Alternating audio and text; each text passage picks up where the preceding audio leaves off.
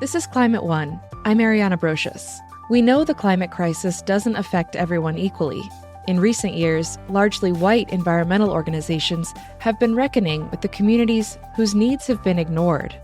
I would argue that most of the movements that we've had have been very specialized for a very long time in the United States, and not thinking intersectionally, I think, is why we keep having to have these racial awakenings and environmental movements. What's the best way to address these injustices?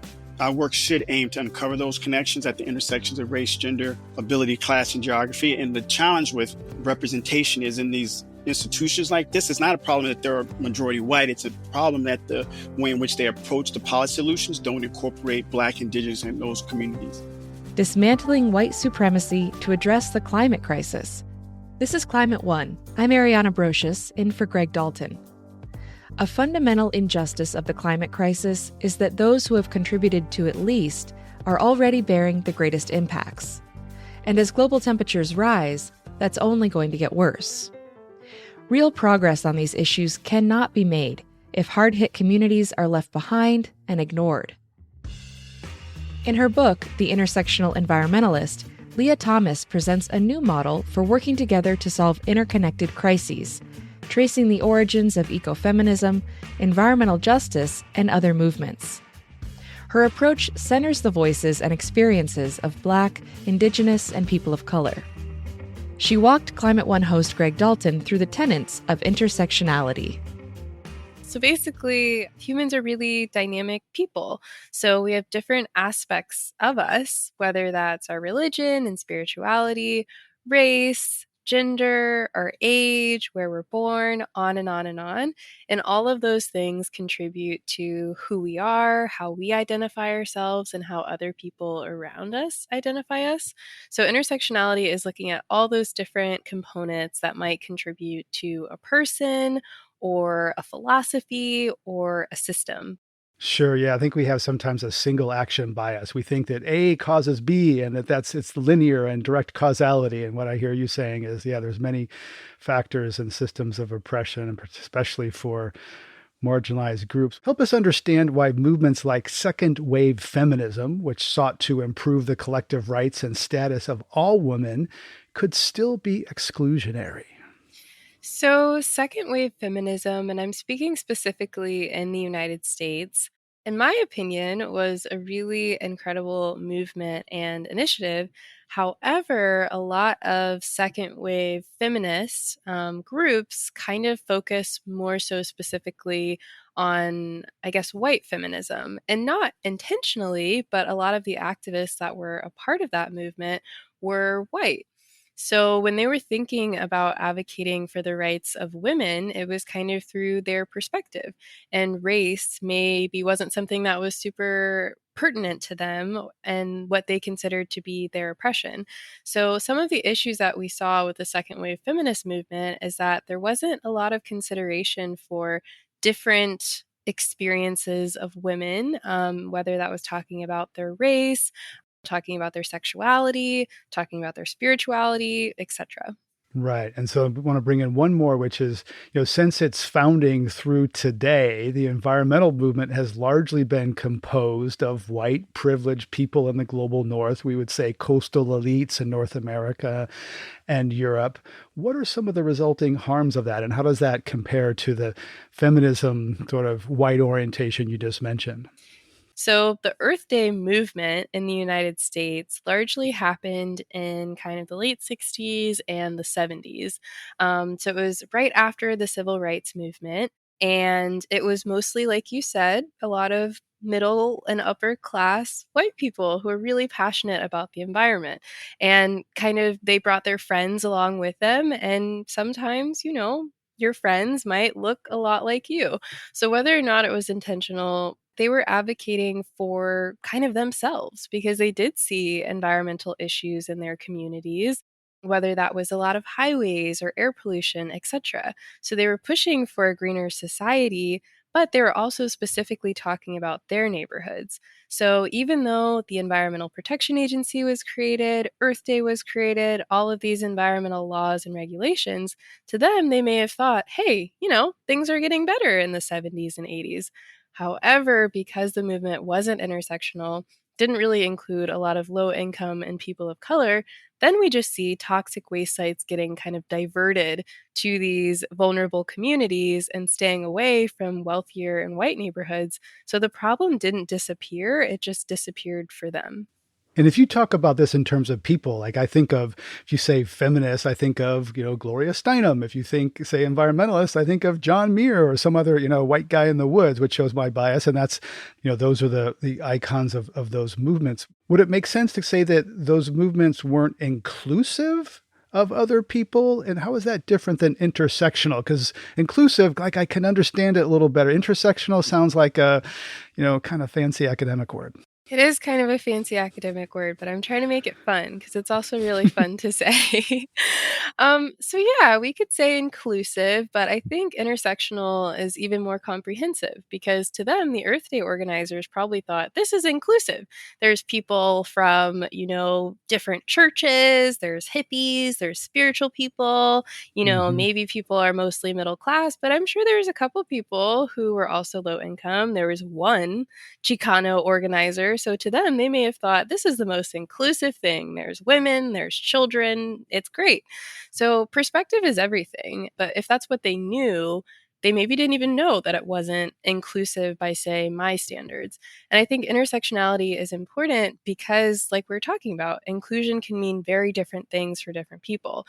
And with intersectionality, you can make sure you're not missing anyone. Because for something to be truly inclusive, you should also look at different things that I sometimes don't even think about, like race and income, ability and disability, things like gender, and on and on and on. When I hear intersectional, I think of people I've interviewed who've educated me that take fossil energy, put in clean energy, job done. That keeps the existing structures in place. And that's where some people are, right? That's where kind of the traditional white environmental movement was. And I've learned from people like, oh no, capitalism, patriarchy, they kind of come from these extractive capitalism and patriarchy are intertwined. You cannot solve one without the other inclusively. And that's where it gets complicated because some people say, whoa, that's, more than I signed up for. Or that sounds too ambitious. The climate will fry while we're trying to solve all those deep things. I would say that it's easier to think of solutions through an intersectional lens. Not always at first, but it saves you a lot of time and momentum in the long run. So, for example, if you were thinking about, say, there's endangered salmon in Montana and, the waterway is polluted. And if you were only thinking through the lens of let's protect the ecosystem and the salmon, then okay, maybe you would address the salmon issue if you had, a couple solutions. But then what you're missing is, okay, are there Indigenous communities that depend on this waterway for their livelihoods? What is the timeline for fixing it? If you're not considering those people, then maybe you could say this project restoration could take, 2 years. But if you're considering the health and safety of Indigenous people, then you might address it faster and make sure that they're okay. And then to take it one step further, okay, are there fishermen or farmers that also depend on this waterway? How is this negatively impacting them? What about their jobs and their livelihoods? By considering the people as well as the salmon and the water and the environment, you can make sure you don't have to, years later, then put all this funding in ideating of how can we make sure the farmers and fishermen are okay? How can we solve the water issue that Indigenous communities are facing? So you can have more comprehensive solutions. They'll never be perfect, but you can prevent a lot of kind of cleanup years later. Sure. Think of holistically and systemically in ecosystems. There are, unfortunately, we know innumerable past and current examples of environmental injustice, of placing burden of pollution, energy production, and contamination disproportionately on communities of color. And the environmental justice movement began in the 1990s with some white people, mainly people of color and people of faith. As the environmental justice movement has grown and evolved, what have been some of its successes in the last 30 years or so? So I would say one success. I don't know if I would call this a success, but it's just the awareness of it. So, for example, when you're talking about the placement of toxic waste facilities and things like that, someone might be able to say, oh my God, it's so unintentional. But there's been so many studies that look at redlining and things like that when there was housing discrimination, which, placed Black communities in specific areas and seeing that, okay, the toxic waste sites are in formerly red line neighborhoods, which are still primarily Black and Brown neighborhoods. So I think one of the successes of the environmental justice movement was maybe not having the data to prove it in the 80s and 90s, but now we have the data because they've been researching it for over 30 years. And we can say, okay, even things like tree cover is closely tied to income and whether or not a city has the presence of trees. And then you can look at various factors like race and income and how those things play with each other and where certain environmental hazards are placed. So I would say that's one of the biggest successes, having the data to back it up. Yeah, and anecdotally, Dr. Robert Bullard, the father of environmental justice, his earliest cases was a middle-income Black neighborhood in Texas where there was going to be siting of an industrial facility. So he says that debunks the story that, oh, it's low income, it's property value, it's not race, because this was not a low property value area. You write that following the Black Lives Matter movement in 2020, you didn't want to be, quote, an environmentalist if that meant that you had to choose between racial progress and environmental progress. Where did that realization take you? Yeah, it was definitely a couple years in the making. I had worked as a National Park Service ranger intern at different kind of government agencies and also in corporate sustainability at places like Patagonia. And in each of these spaces, very well-intentioned people, but I continuously heard things that were kind of like, well, racism isn't the most pressing issue. The most pressing issue is the climate crisis. And I think over time, I just had a big wake up call. Like, I can care about these things at the same time. And I do it naturally. That's just the way that I'm wired. I care about my people and other oppressed people. And my care for people is also why I care for the planet. And I know that there's so many other people who feel similarly. It's impossible to separate those things. It would be insane if someone said, "Oh, you have to separate your care from animals from your care for the environment because they're so closely linked and tied." But to answer your question more specifically, where did this realization take me? I started speaking up about it a bit more and some of my frustrations, and I found very clearly that I am not alone. There are hundreds of thousands, if not millions, of people who feel similarly and want to advocate for people and planet and animals at the same time. And that led me to found my organization, Intersectional Environmentalist, and also write a book. You spent years dreaming about becoming an environmentalist and then felt abandoned by the environmental community during acts of unjustifiable violence against people of color. I'd like to hear more about that and conversations you've had with white environmentalists about their ability to turn off those protests for racial justice. Yeah, I mean, I bought the environmentalist dream through and through. I mean, I was a park ranger in the middle of Kansas and I That's was conservation girl. So I was frustrated at times because, I made a lot of great friends along the way. And it made me question those friendships because, I would go to protest with them. And the reason I mentioned salmon so much is actually because that was one of the last environmental protests I went to, was a protest to save salmon. And I went with like hundreds of coworkers and local activists that I knew. And then when it came to racial justice movements, they weren't there. Many of them were not there. And when I would, talk to them about it, they would say, this is more of a racial issue. I'm an environmentalist. And for years, I kept hearing some sort of iteration of that. I'm an environmentalist, the people thing, the social thing, the human rights thing, that's not really my thing. So I think that Mhm, was the mhm. frustration of just it has to be your thing. How can you care about the earth and not the people on the earth? That sounds silly. So I had a bit of a moment and never stopped talking. Yeah, what's the saying about three white people talking about race? There's something about like that because we have the privilege of not talking about it because white is sort of the de facto group or sort of the. This may be a bit of an aside, but I'm curious. Working for the National Park Service, were you aware of the legacy of the Park Service? I'm a big fan of documentary films. Thought Yeah. Peter Coyote, America's Greatest Idea, like wow, and then I was like, you know that kind of got whitewashed in terms of what the Park Service did in terms of, to Indigenous people. So as a woman of color, kind of buying into that vision and heroism of maybe a little too strong of the Park Service, were you aware of that Oh my legacy? goodness, no. And then it shattered before my eyes. And the thing is, I actually was working at a historic site in Kansas. So it had a lot of Black history because I was working it's called Nicodemus, and so it was the first place west of the Mississippi after slavery where newly freed Black Americans went to start their own city. So they kind of built dugouts and homes from the ground up, their own post office, their own school. So when I was a national park ranger, it was so closely tied to my identity that I felt pride in that space and it being preserved by the National Park Service system. However, the more I started to lean into the story, I started to learn a little bit more about Indigenous identity. And then I started learning about the displacement, often violent displacement of people. And that was really earth shattering for me. And I think it was an important moment to realize that, like, with intersectionality, duality can exist.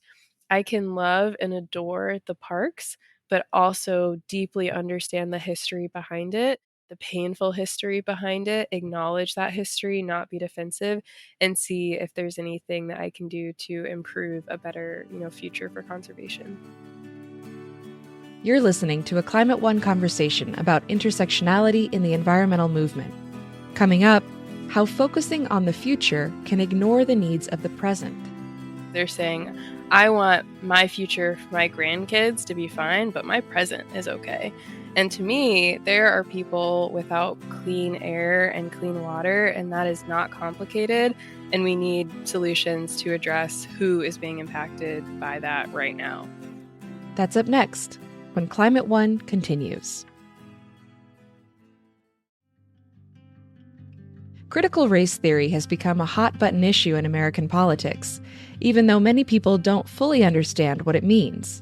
Let's return to the conversation between Climate One host Greg Dalton and Leah Thomas, author of The Intersectional Environmentalist, to learn how critical race theory relates to environmental justice.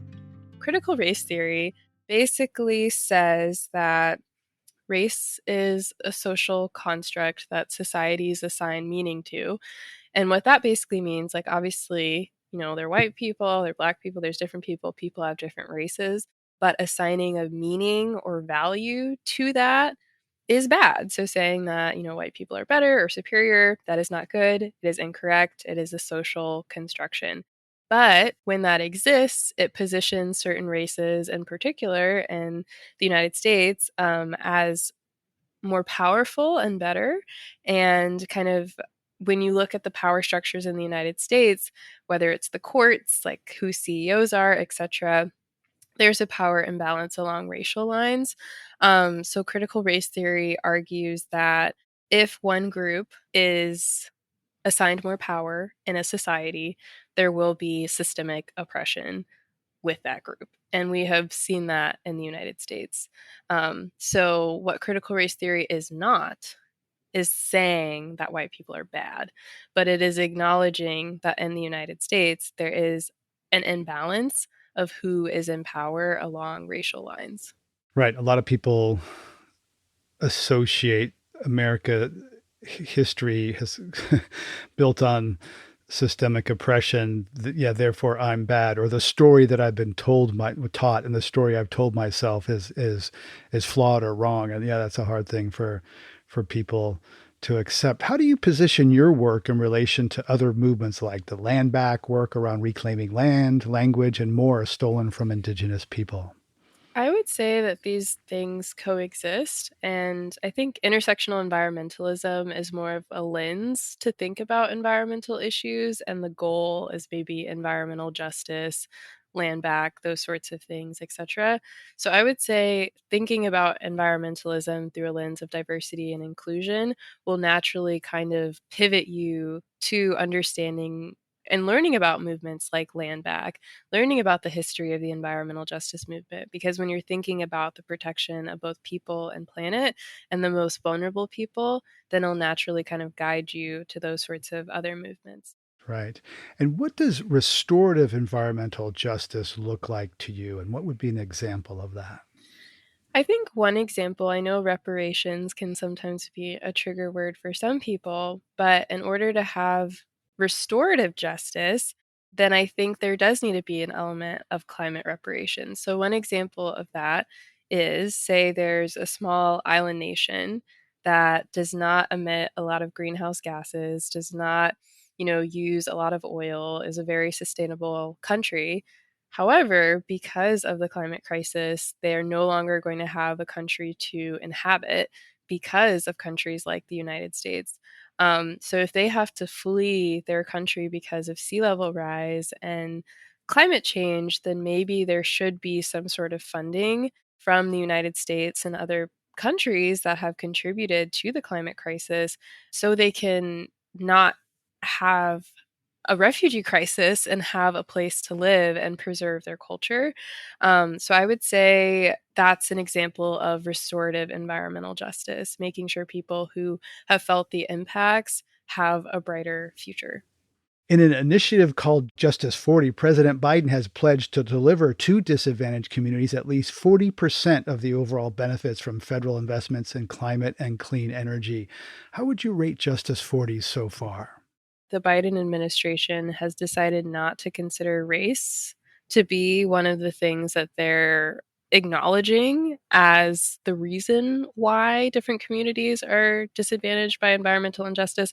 I think the reason for that is that the civil rights laws sort of like, the sort of unintended consequence, right? The civil rights laws that for good reason were argued for and put in place to take race out. But now if you want to put race into direct resources, ironically, the civil rights laws could make that illegal. No, that's so true. And it's so complicated. And I think that's why we're running into intersectional environmentalism. And I think they're doing what they can in an imperfect system. So if that's strategic to get funding and resources to the communities that need it most, then I'm all for it. I was really excited. Even when this new administration came in, their communications department reached out to my little tiny organization, Intersectional Environmentalist, and they said, "Hey, we know that you all are communicating with people who need to hear this information that maybe don't listen to the White House. So, is there a way that we can collaborate and share more information about environmental injustice together?" And I thought that was so cool. Little old me in Santa Barbara. So, and I love that they have one of the first environmental justice councils, which is intergenerational. I think maybe there's some concerns because people keep leaving and coming in and out, but nothing's ever perfect the first time. So as I hear you talking about intersectional, it certainly connects with my kind of holistic thinking and spiritual orientation about it's all connected. And yet I also hear that we have climate emergency and urgency, and it's sometimes narrowing things and focusing and breaking things into pieces is the way that our legislative and political process can work. It's how much we can handle and, specialization, so I'm asking you, if to be integrated and intersectional in this way and looking at all these interconnected things, does that lead to virtuous but slower progress and action? And do you see the utility of like, okay, yes, we got to prioritize. We can't change all these things at once, patriarchy and capitalism, and that's where kind of like, the like, we'll get to your people of color issue later. We got to save the climate first. And so your thoughts on the speed and practicality of this approach? I would say, where did specialized thinking get us in 2022? Because I would argue that most of the movements that we've had have been very specialized. for a very long time in the United States. And not thinking intersectionally, I think, is why we keep having to have these racial awakenings and environmental movements over and over again. Because to me, I think specialization is important and people should use their specific skills and ways that they're only good at for the movements that they care about. I think my argument is more so that people should acknowledge the intersections and be aware of them, because when they're aware of them, they can create better solutions, even with the things that they're specializing in. So if someone is incredible when it comes to economic reform, I think they should also consider how the climate crisis might factor into all of that. I don't see the limitation of thinking that way, and I don't have examples yet of, on a really broad scale in the United States, people saying, okay, let's do away with specialization. Well, I mean, the Green New Deal was a big sort of like jobs and security and everything, and it got a lot of pushback, and even from some very liberal people, Barney Frank, saying, "Hey, America can only handle so much change at once." And yes, these things might be connected, but the legislative process, if you're talking about legislation, I think it's a little different than talking about social movements. And as you point out, even the civil rights movement was, men, right? They weren't, it was Dr. King and John Lewis and mostly men. Yeah, Rosa Parks, but it was mostly men, right? Yeah. So what I hear from a lot of white kind of well-to-do environmentalists is this sentiment of, it's too complicated. I just want to focus on, reducing greenhouse gas emissions. But Mm-hmm. they don't realize the privilege that's kind of wrapped into that, because they're saying, I want my future for my grandkids to be fine, but my present is okay. And to me, there are people without clean air and clean water, and that is not complicated. And we need solutions to address who is being impacted by that right now. So I would say thinking about who's being impacted the most and creating solutions and legislation that will address that as soon as possible is not virtuous thinking. But I get where people are coming from. But I think what I hear when people say that is that I'm okay in the present. My livelihood is not being threatened right now, so I don't want to think about these other things that you're trying to make me think about, little Mm-hmm. black girl. Mm-hmm. So I don't Mm-hmm. know about all Yeah, and that. I recognize that I'll put myself in that category. Like the system mostly works, but I get it, right? That if the system works for you now, you want to preserve it and just kind of change the energy source from one type to another and keep a lot of the rest of it in place. I'd like to borrow a question from your book. How can allies use their privilege to advocate for people and the planet? I would say allies. And in this particular case, it might be people who, I guess more specifically, if you're not from a group of people that's right now being impacted by environmental injustices, and that's even me in certain situations. I live in Santa Barbara right now. It's beautiful. Then I can use my privilege and my comfort and lack of urgency, because my needs are right, to advocate, my needs are met, to advocate for people whose needs aren't being met right now. And I can start having conversations. I definitely would say stray away from preaching to anyone, but just having conversations with people in your life who might not know too much about this. Just like, hey, did you know down the street there's like 20 landfills? That's ridiculous. And someone might say, wow, I've never thought about that. Or I've never thought about the fact that there's like no grocery stores in this neighborhood and there's all fast food. And that's, pretty messed up. And whoa, there's so many conversation starters I think people can have to kind of spread the word of environmental justice if they see fit. Yeah, and I like the part about no preaching, and I would add no persuasion because that really works. And I was really struck by Sab Katz, you quote in the book, says the first thing for allies is just taking time to really genuinely listen and not to share fragility or defend yourself for the privileges you hold. So that was interesting because I think I sometimes do that. Like oh, she's talking about me, white privilege. I gotta justify it, or oh, and I wonder if you also feel a little bit defensive for your privileges, even as a woman of color in Santa Barbara. Absolutely. I think so. This is, yeah, it's such an important question. Like, there are things that I don't think about. I don't think about disability and ability because I'm an able-bodied person presently. So I remember there are a lot of conversations. This was the biggest wake-up call for me. I was talking about banning plastic straws. I was just on a tirade in college. And there was someone who let me know kindly, Leah, I need plastic straws to survive. Like, it's the only way that I can consume the food that I can eat is with a bendable straw. So if you want to advocate for inexpensive, biodegradable, bendy straws becoming the mainstream, but I can't use your metal and pasta straws. And then I realized, like, that's something that blew my mind that I wasn't thinking about. Oh, okay, my solution to just get rid of this thing, while well intentioned, could be bad. Or what if everyone started shaming people without knowing that there are people who depend on these for survival, or maybe it's all they can afford? So that was a huge wake up call for me to start thinking a little bit more, especially if I'm proposing really dramatic or absolutist solutions. And I think that's what drove me towards intersectionality, because I was that really annoying environmental tyrant, as many college students are, and then realizing there's flexibility and there's nuance to everything, every problem, and every solution should have nuance and flexibility. Leah Thomas is founder of Intersectional Environmentalist and author of The Intersectional Environmentalist: How to Dismantle Systems of Oppression to Protect People and Planet. Leah, thanks so much for coming on Climate One and talking about this. I really appreciate it. Thank you. This is great. You're listening to a conversation about intersectional environmentalism. This is Climate One. Coming up, how can large, historically white-led organizations change their approach to environmental and climate justice?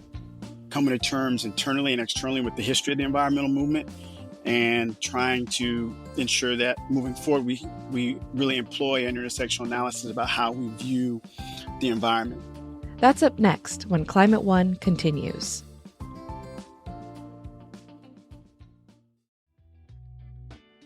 The nation's largest, most prominent environmental organizations have typically been run by white men. Because of this, the needs of marginalized communities have often not been put at the forefront of the group's efforts. As director of organizational transformation at the Sierra Club, Hopkins is one of the people working to change that. I asked what led him to that organization after years of working in the racial justice and environmental justice movements. For me personally, it was a recognition that climate was a major issue, as well as environmental injustices that I was seeing and experiencing as a environmental justice organizer, and recognizing that the Sierra Club was a huge organization. It had lots of power and clout in the policy space. I felt like it was an opportunity for me to get engaged with the organization. And I had gotten wind that the organization was really beginning to look at its work and trying to be more holistic in its approach to how it addressed environmental degradation and climate change. So I thought it was an opportunity to get engaged and to get involved to help the organization move to a place of being more holistic in its approach to how it was addressing those issues. So right now, the work that you do, what does it look like? What can you describe kind of the work that organizational transformation consists of? Sure. So my role as director of organizational transformation is really about trying to help the organization develop intersectional analysis about how it does its environmental work, right? We want to try to be more effective partners to social movements that we share goals and objectives and values with.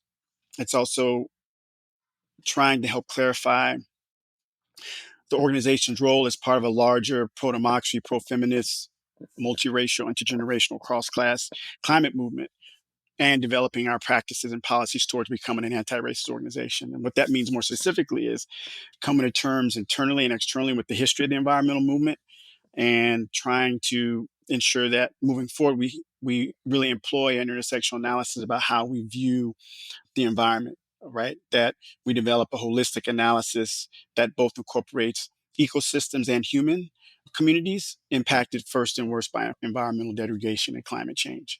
That we center those communities and that we're making efforts to educate both our base and our funders about the need to support that work.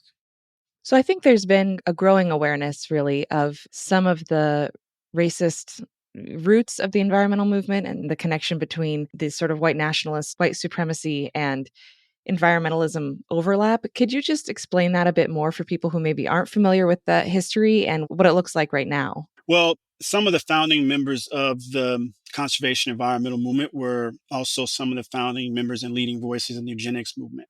And as we know, the eugenics movement was a very pernicious ideology that posed a hierarchy, a racialized hierarchy, where white folks were at the top and anyone else below that. And the darker you were along the color spectrum, the less human you were almost. And so that idea has permeated through the environmental movement and led to such things as blaming immigrants for a certain level of environmental degradation, right? So we need to understand that as a part of our origins or foundations of the environmental movement come out of this.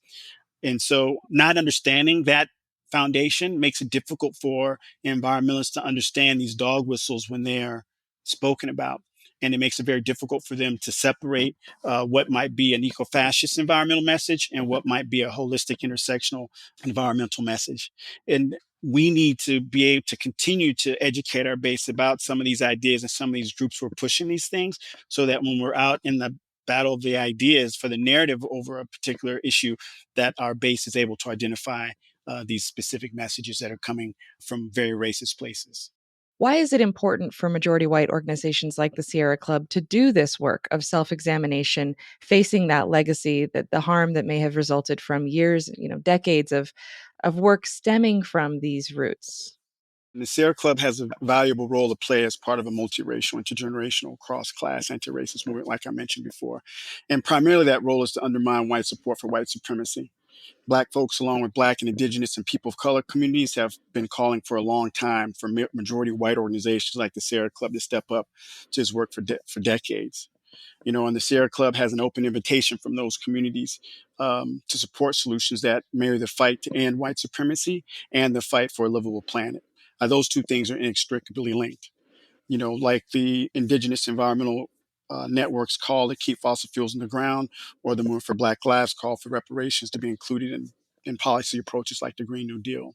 As you do this work, do you find that there's a somewhat of a catch-22 where people of color are less interested in joining or being part of an organization where they don't see a lot of other people of color, either in leadership or even in the membership? Yeah, I think that is true. And personally and professionally, as I bring into the Sierra Club, I see anti-indigeneity, anti-Blackness, and anti-racism as central elements in all aspects of social justice work in the United States. Our work should aim to uncover those connections at the intersections of race, gender, ability, class, and geography. And the challenge with representation is in these institutions like this, it's not a problem that they're majority white. It's a problem that the way in which they approach the policy solutions don't incorporate Black, Indigenous, and those communities.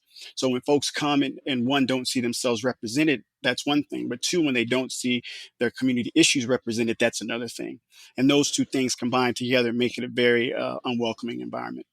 In a 2020 article in Sierra Magazine, you wrote, quote, "You can't have climate change without sacrifice zones, and you can't have sacrifice zones without disposable people, and you can't have disposable people without racism," end quote. So we need to change that fundamental premise. And addressing climate change and transitioning to a carbon-free economy still requires power plants, mining for minerals, these types of energy generation. So how do you think we should share the burden of powering that future? Well, I think heretofore, the way that that's burden's been shared, it's been primarily in those sacrifice zones and those disposable people, right? And so I think moving forward, when we're transitioning to one that's more regenerative in nature, we actually have to think about dividing the burdens of where that extraction happens, where that manufacturing happens, where that transport happens. As a rule, I think that companies look for poor working class communities in order to site their extractive facilities. Because those communities are viewed as being less powerful, have less access to power, ultimately has less resilience to fight and resist that project from moving forward. In essence, I'm saying we have to look at redistributing the way the burden has been inequitably placed, and moving forward that the negatives are shared more equitably and also the benefits are shared more equitably. In that same article, you also write, "White privilege offers no escape from climate chaos." And I wanted to push back on that a little because isn't it kind of the case that wealth and privilege does insulate some people more than others with climate catastrophes, extreme weather, things like that? And isn't that part of the problem of these structures that we've built? what I meant when I said that is that we actually, climate change is caused by white supremacy, and that was me in that article trying to highlight that we're in this global mess because we have declared parts of our planet to be disposable, right? And for such a long time, that disposability and extraction was happening in places that weren't majority white, that folks could escape from, and so the cumulative impact of that disregard for those environments and those peoples meant that now the whole planet is a wasteland. So no one's going to escape the detrimental impacts of climate change. And so as we head deeper into the climate crisis, what we need to understand is that there are those among us who might promote fear and anger and who will seek to divide people based on their identities. And a lot of suffering is going to take place in the US as well as elsewhere. And when people suffer, they often look to find someone to blame for that suffering. Usually those are marginalized people based on their race or their immigration status. And so by expanding the way in which we view the impacts of climate change, we can demonstrate that this is not something that just that community or that environment is experiencing, that the cumulative impact of that has us all in the crosshairs for climate change and climate chaos. During the racial justice protests in 2020, we heard a lot about white fragility, especially as a barrier to progress toward equality and justice. So I'm curious how your work's been received within the Sierra Club by staff and by its membership.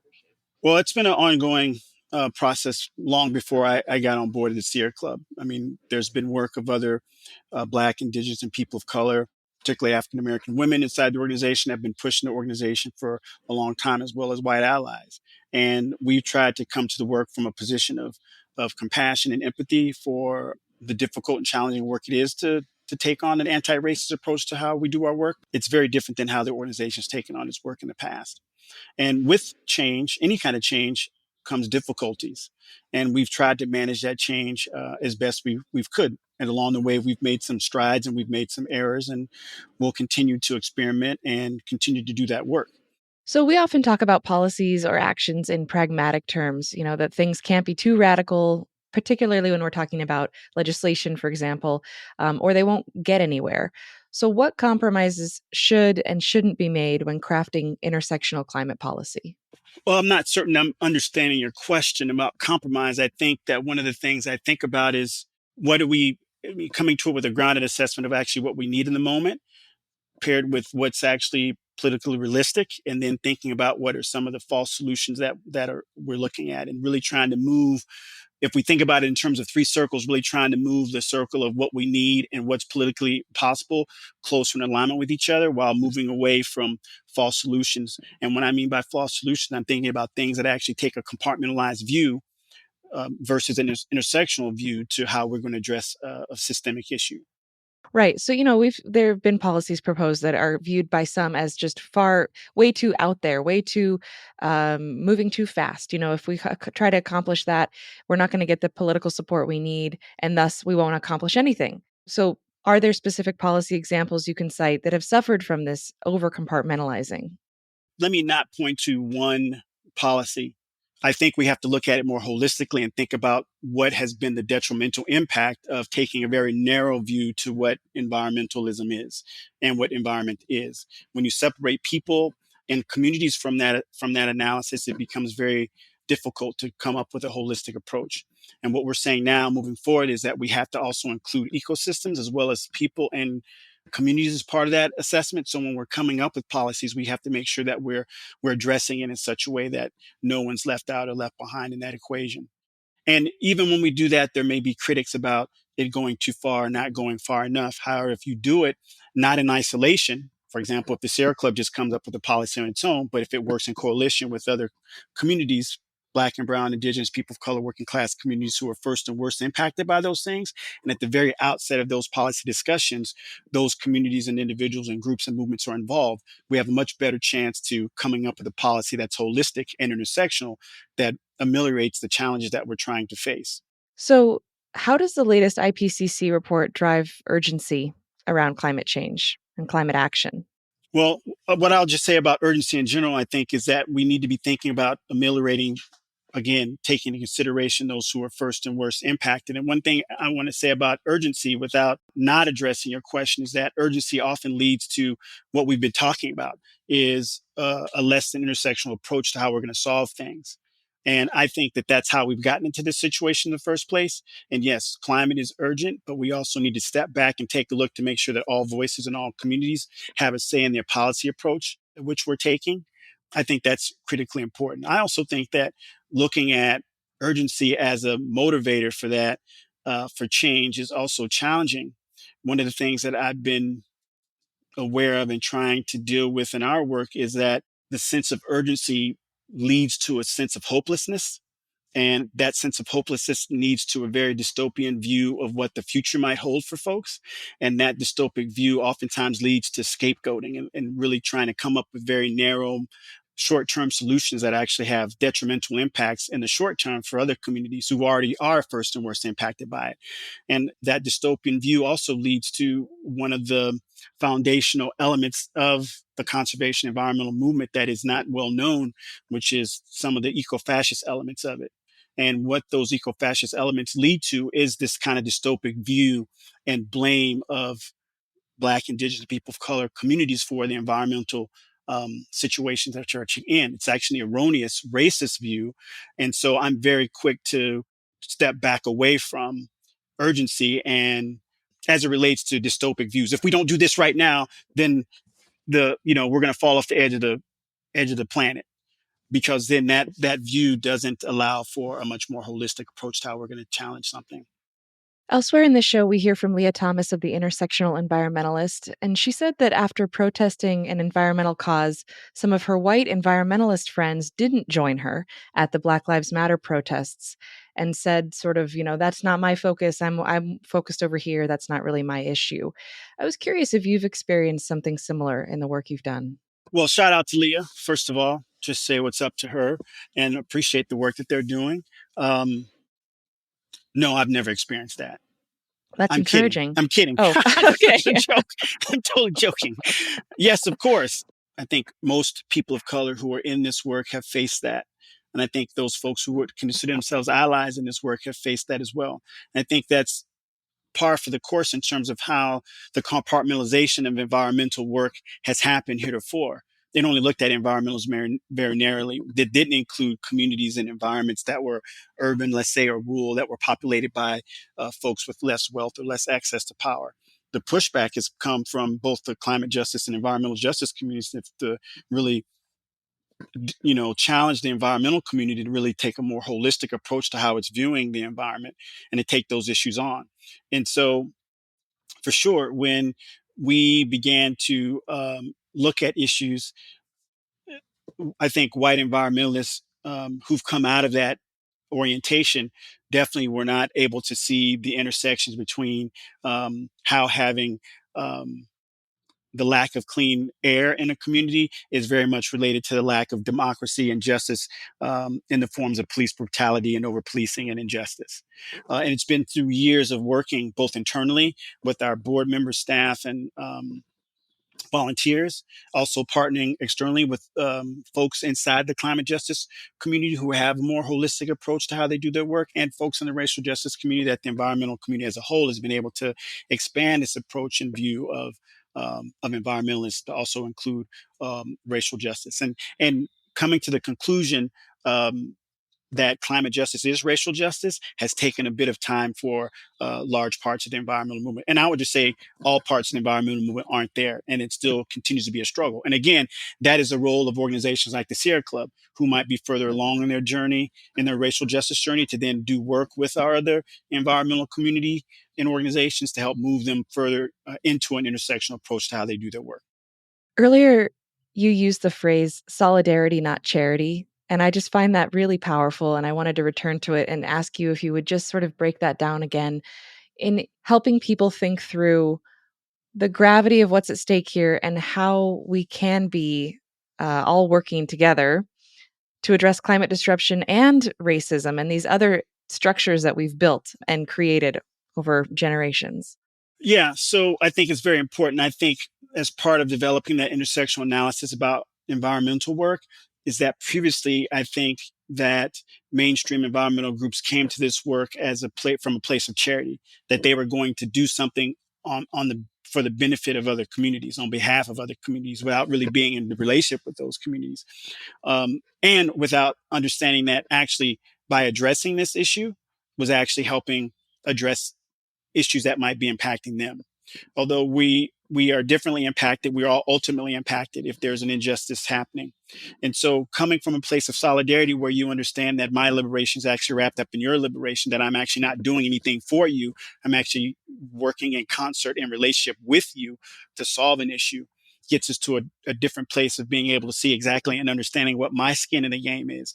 In this particular moment, it might look different than yours, but ultimately me supporting you and your effort to ameliorate an issue that's negatively impacting your community is a way in which of understanding that my humanity is also being negatively impacted if your humanity is being negatively impacted. And in terms of addressing white supremacy and ecofascism, understanding that this isn't something that white folks should just be doing on behalf of people of color, that it actually creates a truncated human experience for them, because white supremacy and ecofascism is requiring a certain level of compliance of them that truncates their own humanity, right? And so at stake is not just mine because this negative thing is happening here, but it also is costing you as a person coming from a position of privilege, because you actually have to co-sign that oppression. And that co-signing often comes at censoring or truncating your own sense of self and humanity. Yeah. And in the short term, that seems like it might be a cost worth giving. But again, looking at the cumulative impact of environmental injustice, now the whole planet's at stake, because we, for years and centuries, relegated certain communities and population geographies to a certain level of environmental disposability and sacrifice that folks calculated was acceptable. But again, the cumulative impact of that is now the whole planet's at risk. Hopkins is Director of Organizational Transformation for the Sierra Club. Hop, thank you so much for joining us today on Climate One. It was a pleasure. Appreciate you. On this Climate One, we've been talking about intersectional approaches to environmentalism. Climate One's empowering conversations connect all aspects of the climate emergency. To hear more, subscribe to our podcast on Apple or wherever you get your pods. Talking about climate can be hard, but it's critical to address the climate emergency. Please help us get more people talking about climate by telling your friends about our show, or give us a rating or a review on Apple. It really does help advance the climate conversation.